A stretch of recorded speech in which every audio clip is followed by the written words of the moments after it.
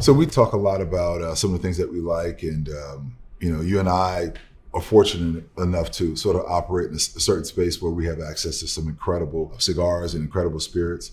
But for the average person out there, let's really talk about some good values, maybe some good mid-range options, and also some unicorns out there. And I got a couple of cigars in mind to speak to that as well. Yeah. What I've done the last decade and a half on bourbonblog.com to really see part of the reason why bourbon became so popular in that category was the affordability, the accessibility, and some of the ones we used to get we can't find quite as easily, but we can still find some in families like Knob Creek.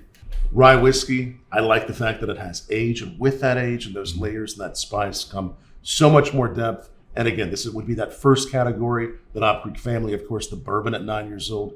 Yeah. You can find these throughout the country fairly easily. As we go more towards the medium tier, we're going to have a little bit more age, so you're going to have more elegance, more backbone to the Eagle Rare 10-year-old. This is going to go lovely with the cigar, getting more of that chocolate, more of those deep caramels. And as we go even further with the bourbon category on the higher end, as an example of what I think is just the perfect double oaked bourbon, there's a lot of them out there that I love. Goes into the first barrel for 4 or 5 years, then goes into the next one for about a year. The Peerless Double Oaked.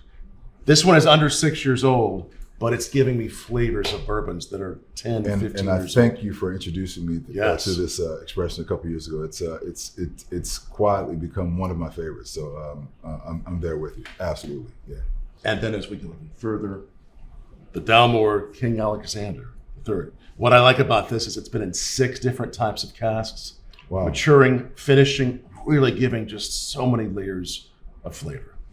The good news is, no matter what your budget or where you're at, there's going to be something with some good age. But calling out a few, I mean, that if you talk about one of the more sort of widely available expressions, the Knob Creek family, that rye in particular with that spice, this is a nice go-to solid cigar. I really particularly enjoy, and it's outside of the Cohiba family. The Diesel Esteli Puro, beautiful cigar, made in Esteli, Nicaragua, and as the name denotes, it's a Nicaraguan Puro, Esteli tobacco, spicy, bold, deep, rich flavors, but very complex. And when you talk about the Knob Creek rye, I think this is a cigar that really spice on spice, elevating even more robust and notes. very reasonable. And obviously, different municipalities have different taxing structures, but this is something that's sub $10, right? And it has MSRP. cedar around it too. Yes. So really this for the Knob Creek rye in particular, I think is a good go-to. But when I think about that Eagle Rare, I want something that's a little bit more nuanced, a little bit more elegant. This is more bold, kind of in-your-face, solid cigar. And Eagle Rare is an expression that's actually very popular. Oh yes, among the cigar lovers. They love it. It's really complex, pairs very well with a wide swath of cigar profiles. But I like that as a nice marry up with the Mac Vintage. I like that.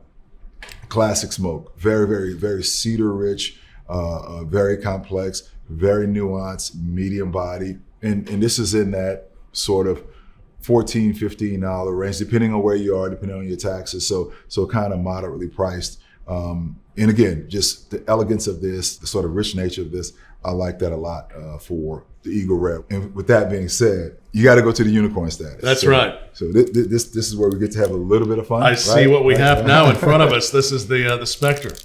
This is the Spectre. This is our latest release of the Cohiba Spectre, 2008 vintage out of Padaca wrapper. Of course, you know the story. A couple of Nicaraguan tobaccos, sherry barrel aged. Just a very intricate process to bring this cigar to fruition. And this is something super special, super limited. But we're talking about high end. We're talking about something if it's celebratory, you're really swinging for the fences, and you can get your hands on something like this. This, I've actually been waiting to fire this up with the King Alexander. So I say we should probably let's do it. Let's give it a try. Something really rich and that has so many nuances. Absolutely. With a whiskey that has many nuances. I'll let you do the honors first, man. Excellent, thank you. Yeah, but this is great together, man. This is awesome. This works. This is a nice way to sort of it is step up the steps a little bit.